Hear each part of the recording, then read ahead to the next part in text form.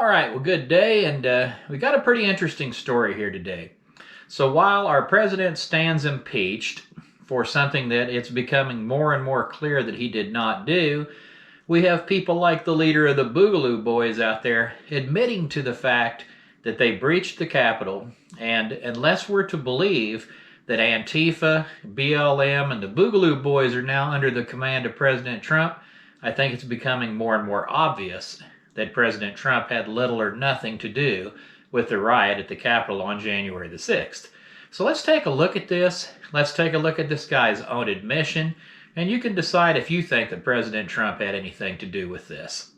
All right, so this Boogaloo Boy leader who aligns with Black Lives Matter is bragging about organized armed insurrection in the Capitol on the very day that it happened. So let's take a look.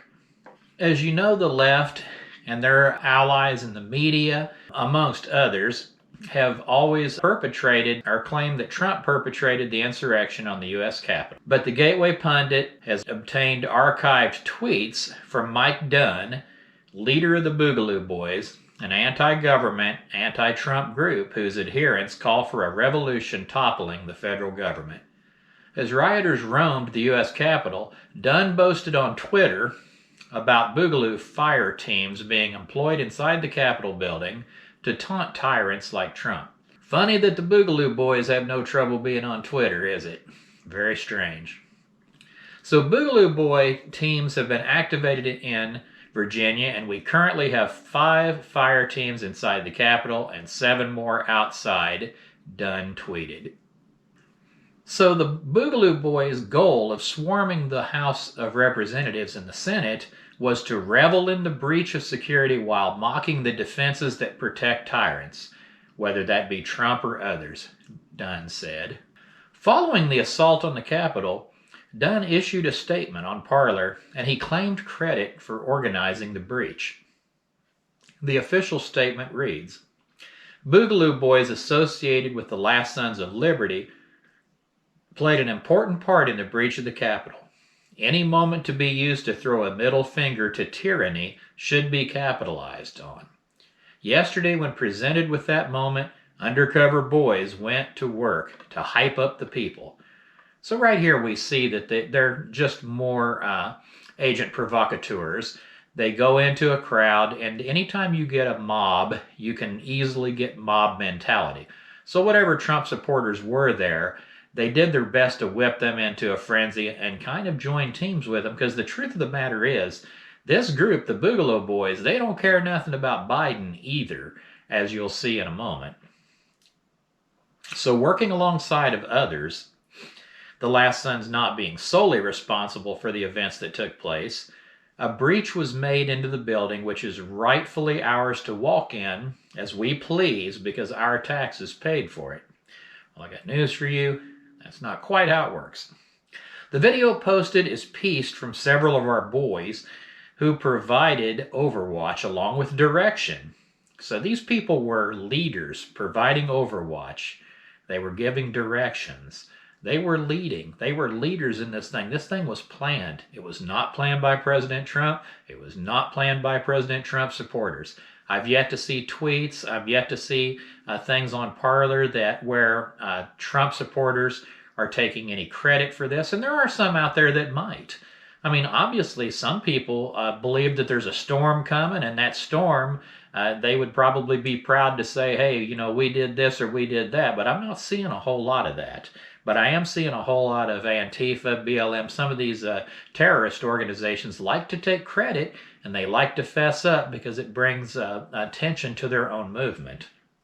The video posted is pieced together from several of our boys who provided overwatch and direction. The video does not incriminate any one of ours and was sent to us anonymously by Last Sons, Boogaloo Boys.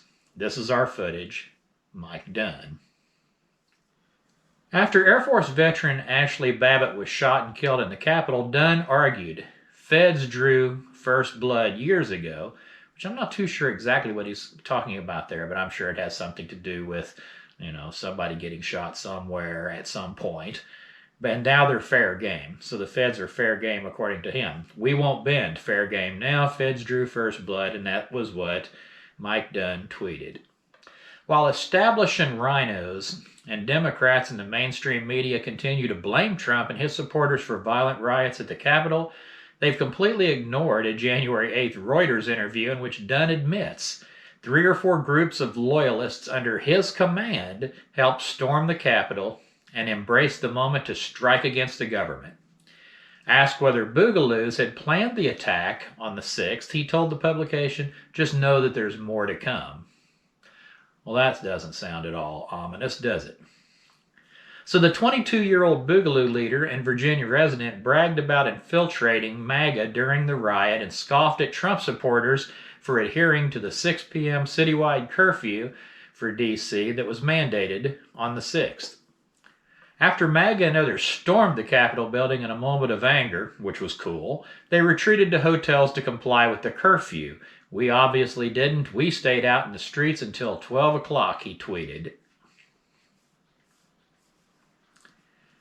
In response to a Twitter user who lamented the riots in the Capitol building, he lamented that they were infiltrators and not real MAGA, Dunn gloated, "Yeah, we know." And so they're pretty happy that I'm sure that Trump ended up getting impeached for something he had little or nothing to do with. But I find it completely disgraceful, and I think the House of Representatives ought to immediately make a move to try to say we were wrong. I don't expect that to happen, but it should. So a Google search of the Boogaloo movement would lead you to believe that the group is comprised of far-right white supremacist Trump supporters. But the Boogaloo Boys are actually a far-left group aligned with BLM, and their hatred for Trump and Republicans is pretty obvious.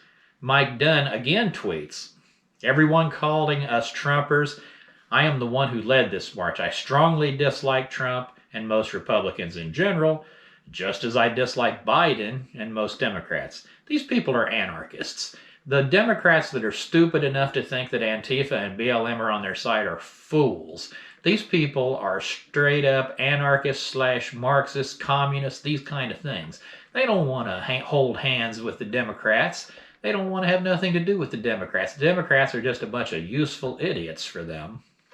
Following the death of George Floyd, Boogaloo cells across the U.S. participated in and supported BLM rallies.